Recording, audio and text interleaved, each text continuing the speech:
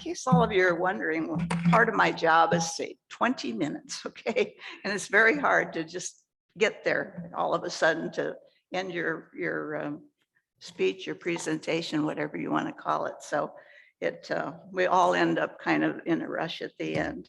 So our next speaker, he tells me he's not going to quit talking. So, but I kind of did that myself yesterday too. So his name is Dana Kunze.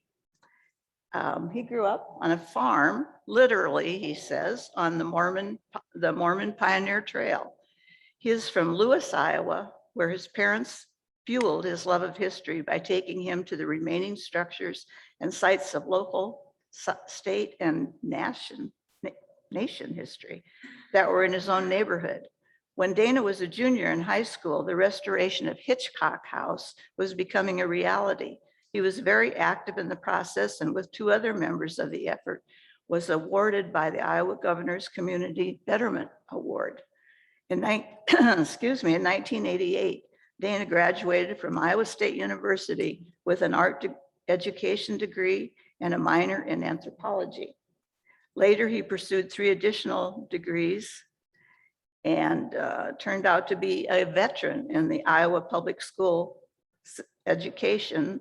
He was an art teacher, he was a principal, he was a superintendent, and by choice, 4 more years as an art teacher. Since 1983, Dana has been a constant supporter of the restored Hitchcock House. He has been a fundraiser, presenter, researcher, board member, and chairman. Kind of makes you feel lazy, doesn't it? Today, he's closing in on 40 years of giving tours of the Hitchcock House and is driven by clarifying the history of the Underground Railroad of Southwest Iowa. And I'll give you Dana.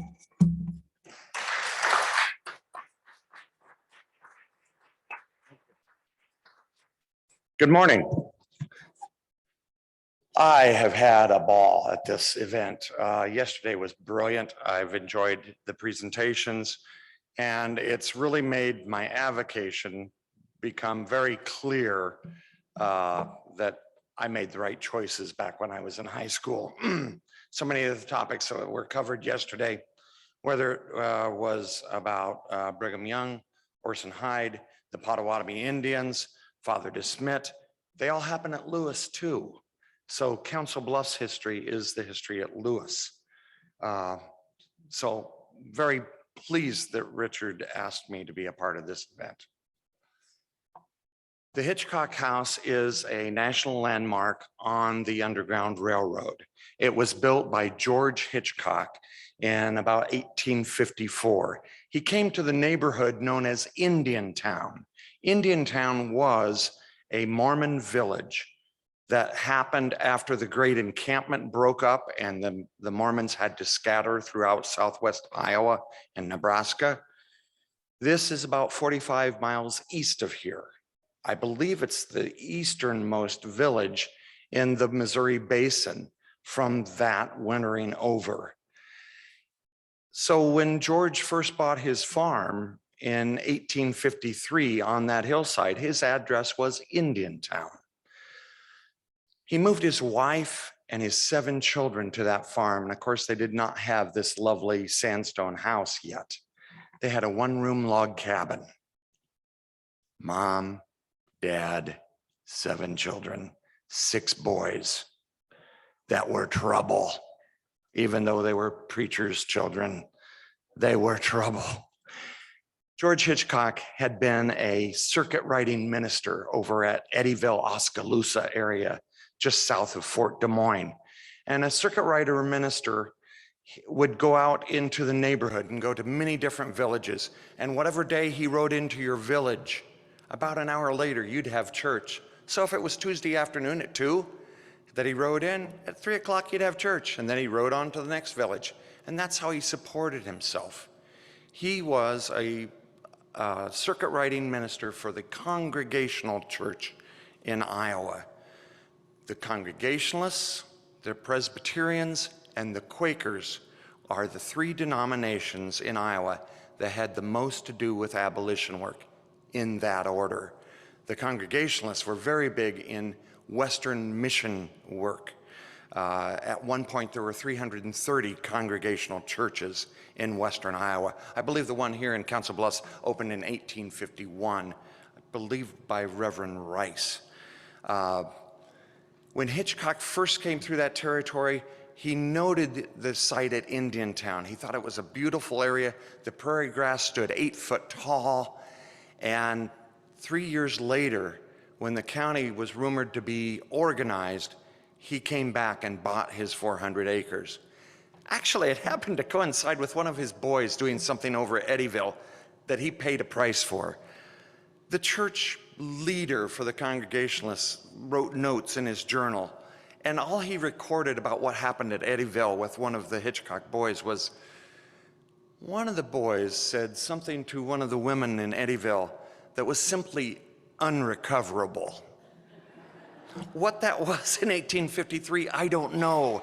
But if it makes you move 150 miles because it's easier to do that than apologize, it wasn't good. I think George, when he bought 400 acres, thought he'd keep those 7 boys busy. Didn't work out that way, because it was just a few years later, the same head of the church said, I fear Brother Hitchcock's boys are going to be his downfall again. And truly, he lost his church at Lewis in 1860, though he and the family did not move away till 1865. He continued to be a circuit riding minister. This is the only picture we have of George and Caroline Hitchcock, and pictured with them, we believe, are 2 of their grandchildren. From their oldest child, a daughter, who had 5 children in all, and then was divorced by her lawyer husband. And she moved back into the household, and Grandpa and Grandma helped raise the kids. But I'd be totally off if I told you that we inherited that beautiful house the way it looked in the first picture. Hitchcock left Lewis in 1865 to pursue a white congregation and a black congregation in Missouri, at Kingston, Missouri. And then in 1872 moved on to Kansas.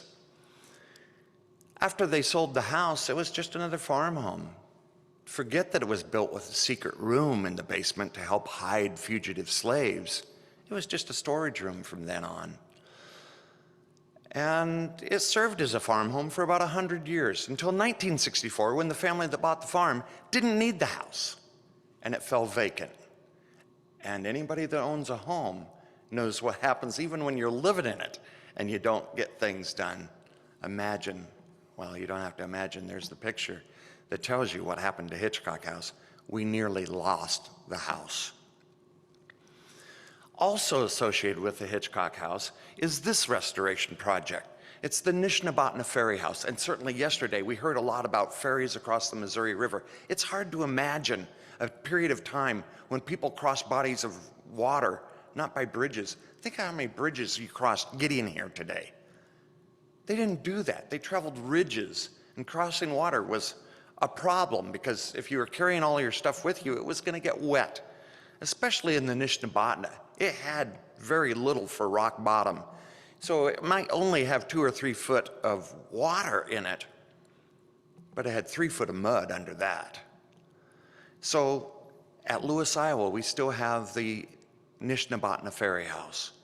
We are told by the National Park Service it is the only ferry house that is still standing west of the Mississippi.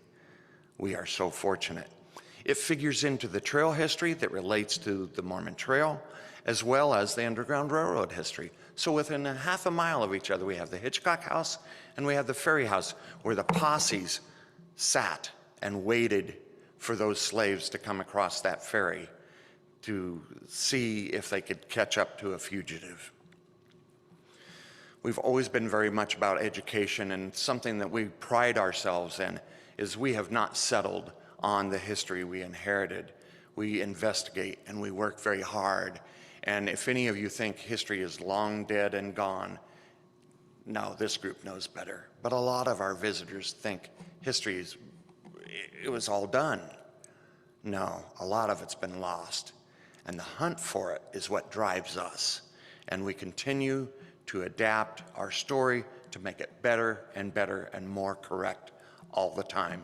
including interpretive panels now at the Ferry House. If you should happen to go, and I encourage you to do that, these have just been put up, and it tells you about the use of the Ferry House. You do not have to contact me to let me know we have a spelling error. Of all things, it's the word Mormon. I'm so grateful it doesn't say moron. But it does say more man. And we can't figure how we all proofread that and let that pass. We are blaming it on the sign maker right now, and he's yet to answer our call. Anyway, it will be corrected. You don't need to let us know we have a problem. Certainly, when we started the project at Lewis, we didn't even know what we were getting when we restored the Hitchcock House. When I was a little kid, the people in the neighborhood just called it the slave house. When you're a little kid, you think, oh, well, they had slaves. That wasn't it at all. And when we first started the restoration in '84, we started giving tours. The house was empty and it was bare 2x4s. But we wanted people to be a part of it. And people would come in and ask, well, how many fugitive slaves could have possibly gone through here? We didn't know. But the guy pictured is the reason, part of the reason. Because he came to Kansas territory because his 2 sons were there. And they said, Dad, you can't believe what's going on out here. John Brown was not just an abolitionist, he was very rare. He was an equal rights person. Did you know that when Iowa became a state in 1846, it was illegal to be black in Iowa? That stayed on the books for years. There were a few exceptions, but come to Hitchcock House, we'll talk to you about that. John Brown got to Kansas and he joined the battle. Everybody in the nation was watching Kansas because Kansas was going to get to vote whether it was going to be a free state or a slave state. What Stephen Douglas hadn't counted on when he had proposed this idea of popular sovereignty in the Senate is that when people got to Kansas, they would start killing each other over it. And that's where Kansas gets the name Bleeding Kansas. When that happened, the slaves that were living in Missouri started escaping that way. I apologize a little bit. Some of my slides are out of order. Technology, isn't it wonderful sometimes? I'll jump with the slide right now. Again and again with Underground Railroad people, we find that they were leaders of their communities. And here are 4 great examples in Iowa. You have Reverend Todd. All these congregational people, these ministers, and I believe all 4 of them. Well, no, Oliver Mills was not a minister. All 4 were Congregationalists. And they believed in education. And they all were part of starting entities that were about upper education. Reverend Todd, the Tabor College in Tabor, Iowa. Tabor College was in the middle of Tabor, which was primarily a congregational town, as was Grinnell and as was Denmark. If you got to those villages and you were a fugitive slave, you'd get help at any doorstep. Lewis wasn't quite the same. There were Southern sympathizers at Lewis. The Congregationalists didn't just rule at Lewis. The second man on the list there, or in the picture there, is Oliver Mills. He was a part of founding what is now known as Iowa State University at Ames. The next one is Asa Turner, and he founded the Denmark Academy at Denmark, Iowa. And last of all, Josiah Grinnell, who founded Grinnell College, which is still regarded as one of the top-rated colleges in the Midwest. Reverend Todd's house is one of the few Underground Railroad houses in southwest Iowa that still stands. It can be toured by appointment. And they have a blessing we don't have at Hitchcock House. They have many of the original furnishings. And they also have the blessing that Reverend Todd lived to about 1900, and he wrote stories. And it's from his stories that we learn so much about Hitchcock. Hitchcock died in 1872, and he is buried in Lowell, Kansas. In 1872, it still wasn't cool to tell that you were part of the Underground Railroad. It was secret. And by the way, Underground Railroad, there was no train in a tunnel. We have a special room at the house that's just left empty so we can set school kids down and talk to them about that so that they don't think there is a tunnel and a train. It wasn't so. It wasn't that at all. It came from a Southern planter's phrase. My slaves are escaping so fast, it's as if they are riding a railroad that runs under the ground. Well, the abolitionists fell in love with that. Railroad was the technology. Everybody wanted the railroad. Everybody wanted to be on the line or online, like we still do in rural Iowa. I still want to be online. So they adopted the phrases, and they became conductors and station masters, and homes became stations or depots. The fugitive slaves were passengers or cargo. There's a wonderful telegraph in Iowa's history about a station that was telegraphing to Clinton, Iowa, that there were fugitive slaves coming their way. And the telegraph went something like this: due at your station on Tuesday evening, 2 volumes bound in black. Not much of a code when I'm here standing to you talking about the Underground Railroad, but it was enough to get by the telegraph operators at the time. And now we're back to the map that shows you that the flow of slaves through this area came up from Missouri. And they went to Kansas because they heard that white men were fighting for them to be free.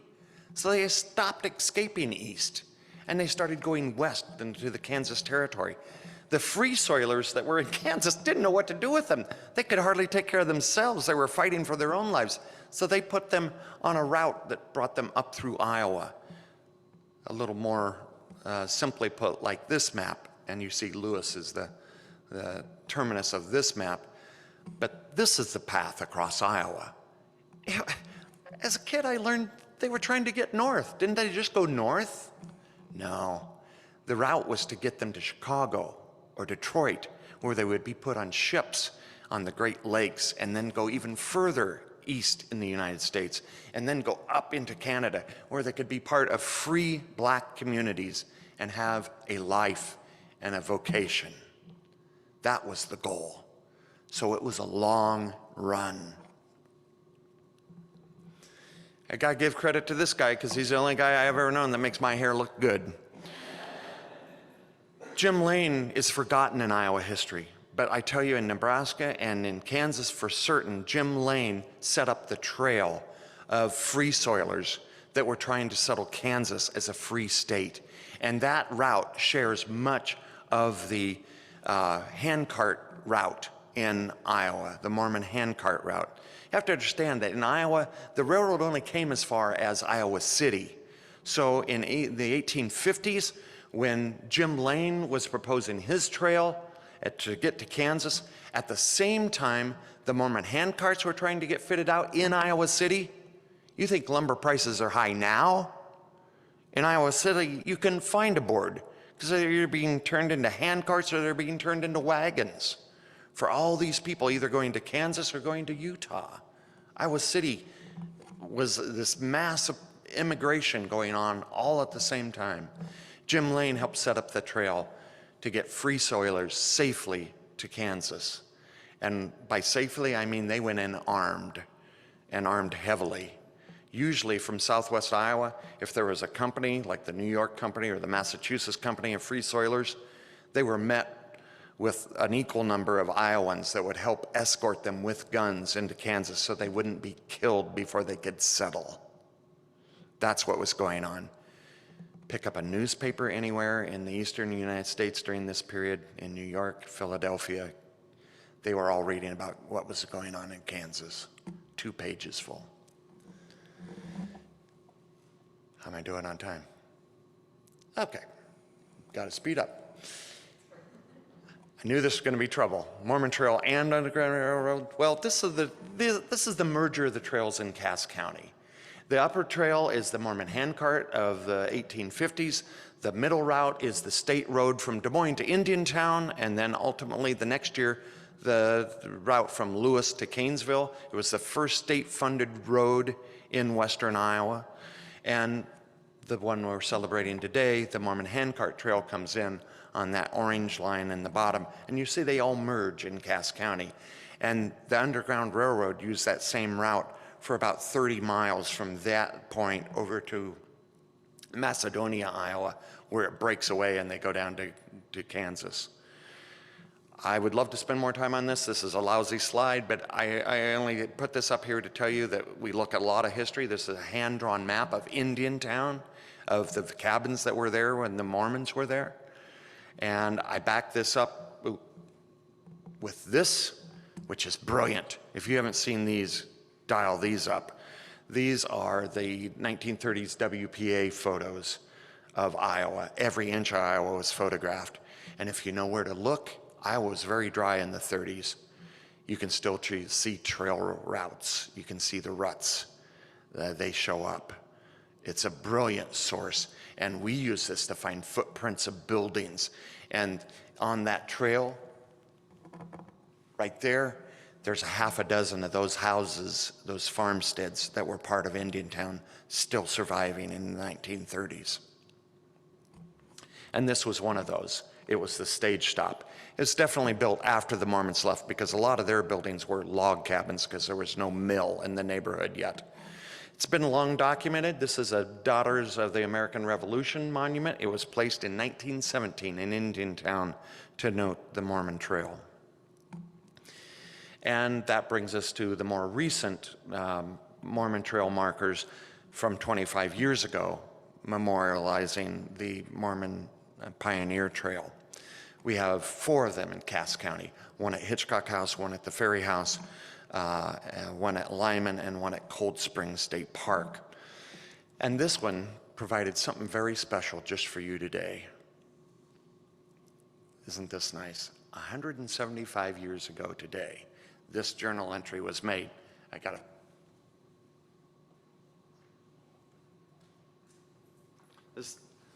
This is the only thing I'm going to read from up there. I was hoping you were reading when I was boring you earlier. Ezra R. Snow, August 21, 1846. About 5 in the evening, we came in sight of the Indian settlement of about 100 wigwams of the Potawatomi tribe. When, within about a mile of the first huts, we were amused to see them riding at full speed to meet us, bringing sacks of corn and beans, which they are very anxious to sell for money or swap for meat, baskets, or etc. They were all pretty well clothed, well decorated, talk English some, appear happy, and very friendly. 175 years ago today. That's just for you guys. We continue to have loads and loads of school children come. We talk about the Mormon Trail, that great trail that was part of the Iowa branch of the Oregon Trail, California Gold Rush Trail, Colorado Silver Rush Trail, the Mormon Handcart Trail. You saw the map. And we are open 5 days a week. I won't give you a full commercial, but I do have brochures out on the table that you signed in on. Please pick one up. And if you haven't been there, come see us soon. The National Park Service works with us. And when we saved the house, I told you we really didn't know what we were saving yet. The National Park Service has told us that of all the Underground Railroad sites in the United States, this is one of their favorites. And I think it has to do with that view right there, because we're still as remote as we've always been. All the other sites in Iowa are in a town and there's cars going by, or maybe there's a Casey store across the street selling famous pizza.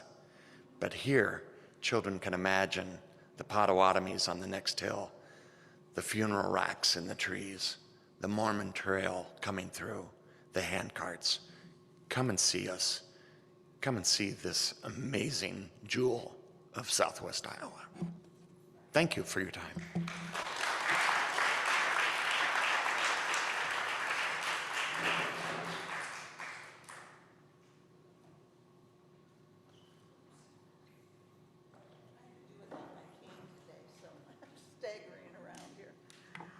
Well, I I could have listened to everybody for a longer period of time, but we do have 10 minutes, I think, for questions, or a little less than 10 minutes, but that's fine.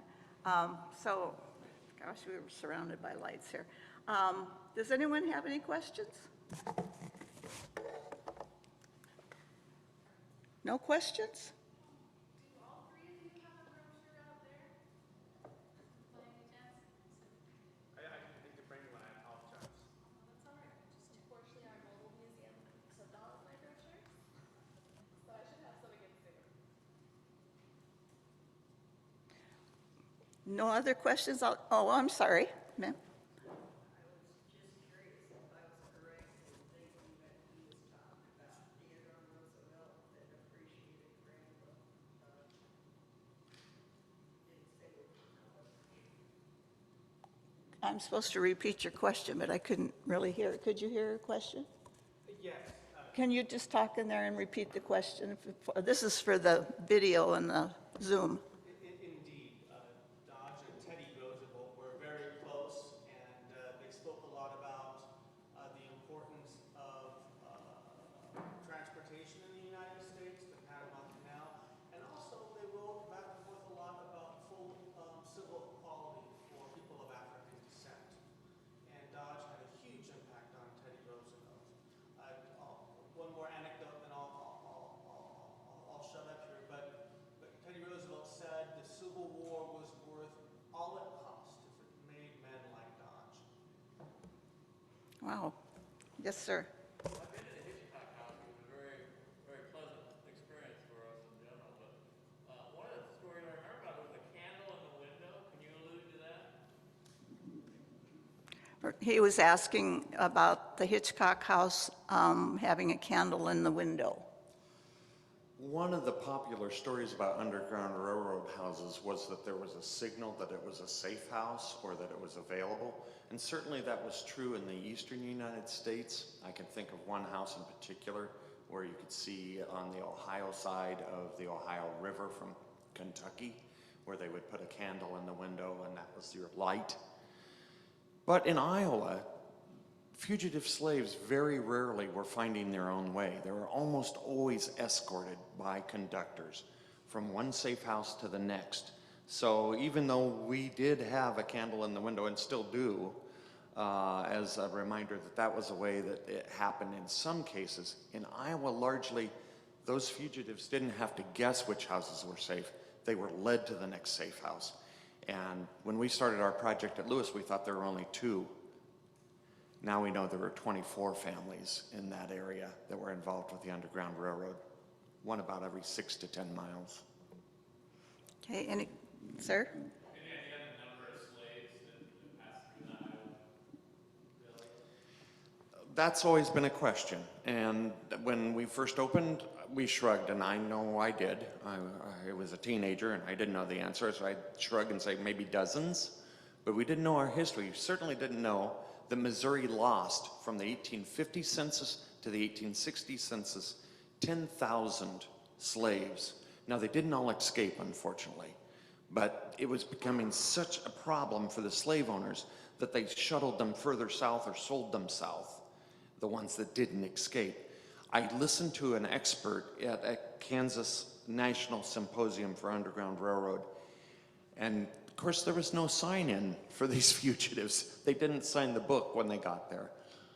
And nobody kept records because it was a confession that you were guilty of a federal crime if you were helping slaves.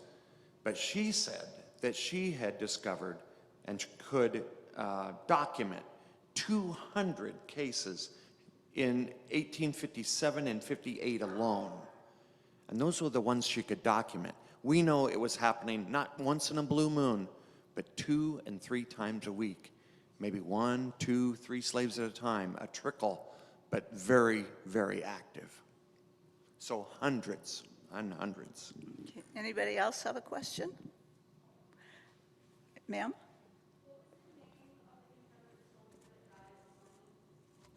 What was the name of who? Sam Davis. And the question was, what was the name of the Confederate soldier that died in Tom's speech? And he had a picture up there of him. Does anyone else have a question? Okay.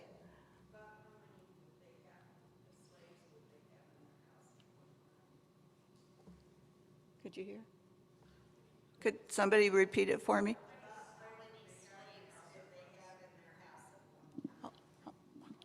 The question was how many could be in the Hitchcock House at one time, I believe. Well, certainly Hitchcock House has one of the largest secret rooms I've ever seen in an Underground Railroad location. It's quite large. It could accommodate probably 20 or 30. There's no such case of that happening. They came through at 1, 2 at a time, usually. But I will tell you, John Brown rode right down that very same trail, and he brought 12 in broad daylight. And that was a very famous escape. And John Brown had the ability to just scare the bejeebers out of people back then. And they just commanded the road and they cleared it off. So maybe once there was as many as a dozen, but that would have been very, very rare circumstance. Anyone else? I want to tell you one thing real quick. We talk about the Mormon trails and all the trails across Iowa, and when there was a drought, you could see them. I was talking with a historian here in Council Bluffs one time, and I don't know if any of you remember, but out on what I call the South Omaha Bridge Road and 24th Street, right at that corner, there's used to be a grove there. I haven't been there for a while, but this historian had been trying to find anything that showed wagon wheel tracks from Council Point, where it was the steamboats came in, to Council Bluffs. And he drove by this grove all the time. And one day he stopped and he went into the grove, and there in the grove were the wagon wheel tracks. And they're still there, but if the grove is still there. But when he took me there, it was all totally surrounded with spiky things about this tall, so we didn't visit it at all, but he swore to me that the tracks were there. So that's history for you. It just kind of hangs around as much as it can. So thanks everybody for coming, and enjoy the rest of the day.